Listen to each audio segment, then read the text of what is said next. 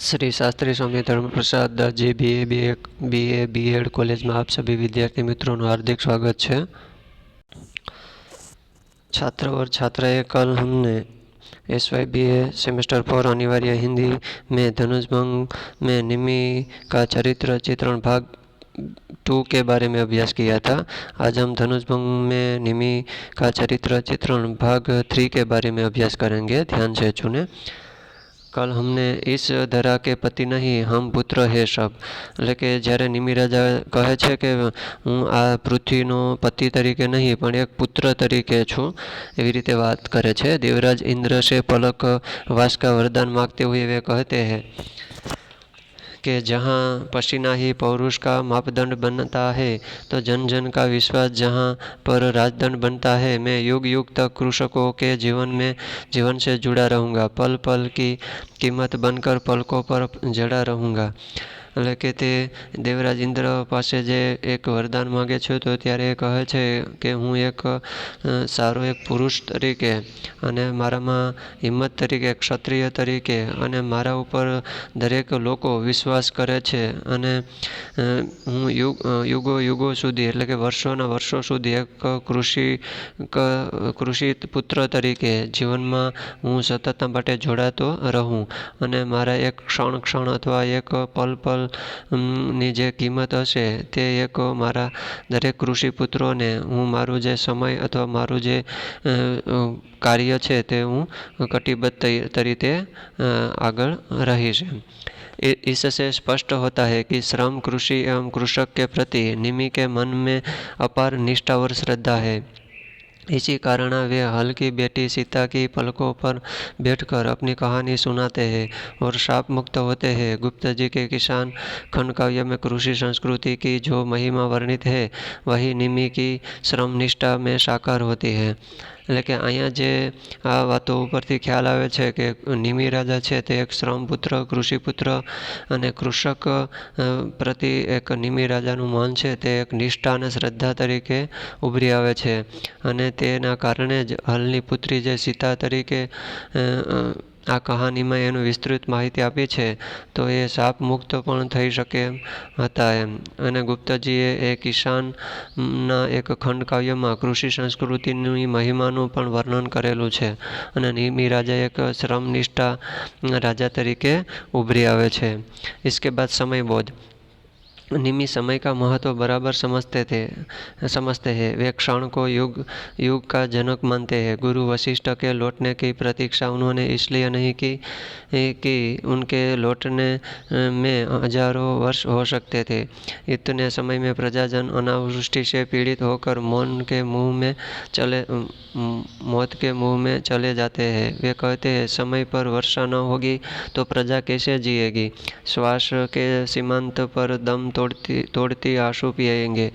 કે નિમિ રાજા છે તે એક સમયના સાથે ચાલનારા રાજા પણ હતા। એક ક્ષણવારમાં પણ એક યુગ માને છે અને ગુરુ વશિષ્ઠ ફરીથી ક્યારે એ આવશે એની પ્રતીક્ષા જો કરીએ તો એ ફરીથી આવે તો હજારો વર્ષ પણ લાગી જાય। એટલા માટે તે સમયને ધ્યાનમાં રાખી અને પ્રજાજનના હિત માટે અનાવૃષ્ટિથી જે પીડાતા લોકો છે તો એના માટે પણ એ શબ્દો કહે છે કે સમય પર વરસાદ જો નહીં થાય તો પ્રજા લોકો માટે એ મુશ્કેલી છે જીવવું એમ અને શ્વાસ પણ એ છોડી દેશે અને શ્વાસ છોડી અને પોતાના મૃત્યુ થશે અથવા તેના આંસુઓ પીને એનું જીવન છે તે આગળ ચલાવશે એમ।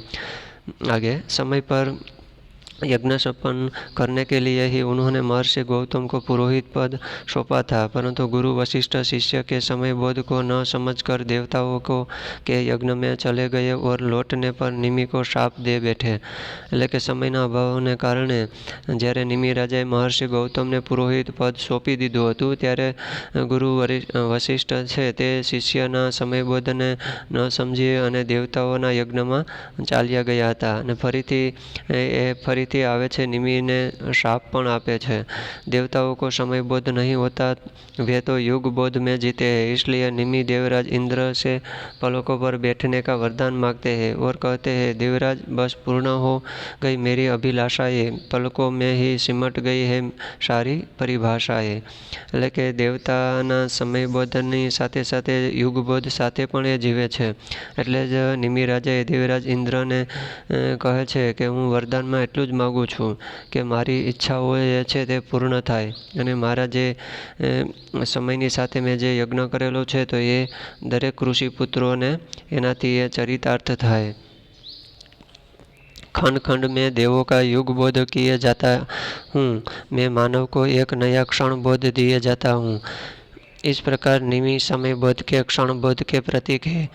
महाकाल की पलकों पर बैठकर निमि मानव को समझाते हैं कि समय ही सबसे बड़ा धन है, टाइम इज मनी, तथा समय और समुद्र की लहरें किसी की प्रतीक्षा नहीं करते, time and tide wait for none. એટલે કે એક એક ખંડમાં દેવોનું જે યુગબોધની વાત કરેલી છે। માનવના હિત માટે એક ક્ષણની પણ એ રાહ જોતા નથી। નિમિ રાજા છે તે સમયને ધ્યાનમાં રાખીને એક પ્રતીક મહાકાલના પલક રૂપે એ નિમિ રાજા અત્યારે સમયની એટલી જ કિંમત માને છે। એટલે કે તથા જોઈએ ને કે સમય અને સમુદ્રની જે લહેરો છે તે કોઈની પણ પ્રતીક્ષા કરતી નથી।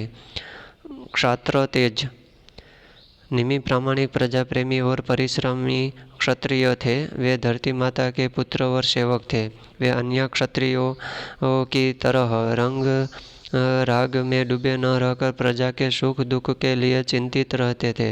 इसी कारण वे क्षात्र तेज से विभूषित थे। जब गुरु वशिष्ठ ने अपने ब्रह्म तेज के बल पर निमि को देहपात का शाप दिया, तब निमि ने भी अपने क्षात्र तेज के बल पर गुरु को शाप देते हुए कहा कि आज क्षत्रिय देता है शाप, हाथ में ले धरती की धूल, सुनो सब सुनो, बिना बात को समझे मेरे समय बोध में मानहानि के बीज देखने वाले का सब तेज भ्रष्ट हो जाए। गुरु वशिष्ठ की यही इसी क्षण देह नष्ट हो जाए।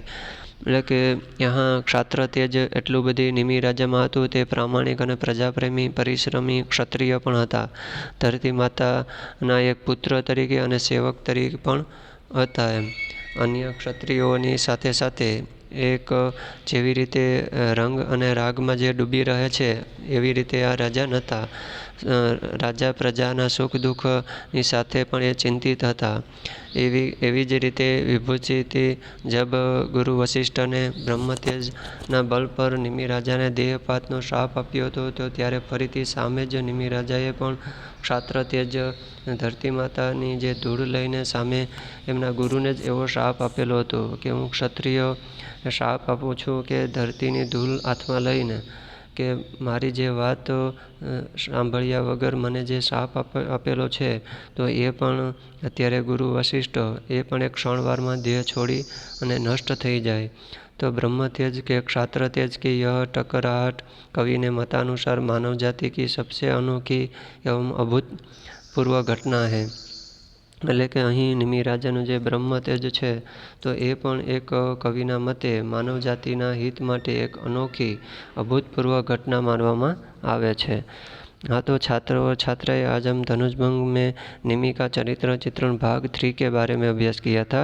कल हम भाग 4 के बारे में अभ्यास करेंगे। अस्तु।